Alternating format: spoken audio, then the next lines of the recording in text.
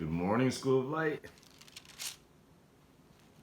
We are in chapter 27, Jotham, the king of Judah.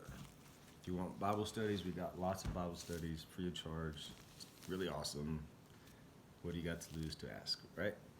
Jotham was 25 years old when he became the king, and he reigned in Jerusalem 16 years. His mother's name was Jerusha, daughter of Zadok. He did what was right in the eyes of the Lord, just as his father Uzziah had done. But unlike him, he did not enter the temple of the Lord. The people, however, continued their corrupt practices. Jotham rebuilt the upper gate of the temple of the Lord and did extensive work on the wall at the hill of Ophel. He built towns in Judean hills and forts and towers and wooded areas. Jotham made war on the king of the Ammonites and conquered them. That year, the Ammonites paid him 100 talents of silver, 10,000 cores of wheat, and 10,000 cores of barley.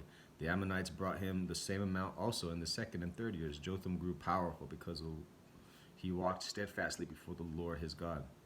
The other events in Jotham's reign, including all of his wars and the other things that he did, are written in the book of the kings of Israel and Judah.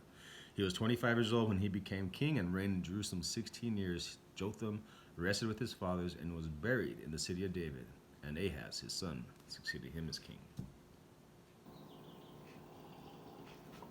The previous chapter, you had Uzziah, who did what was right in the eyes of the Lord. He did enter which wasn't, I guess, the best thing, to enter the temple of the Lord, like the priest, without the authority to. And then his son followed also just what was right in the eyes of the Lord. Now, when I read these kings, think of yourself. I read them, I think about myself. Am I going to be the king that's going to be the wise one? Am I going to be the king that's going to be, when I mean wise, somebody who seeks the Lord, puts God first, seeks his kingdom, and brings it here on this earth? Or am I the foolish king? And I don't want to be the foolish king, right? I don't want to be the king that goes into a situation that has a neutral or a positive bent and then make it negative, turn people away from God, turn myself off from God, family, go against God's ways. So when I read about these kings, and there's usually two. One does great for God. God blesses him, he prospers him, brings healing and peace to the people. Then you have a bad king.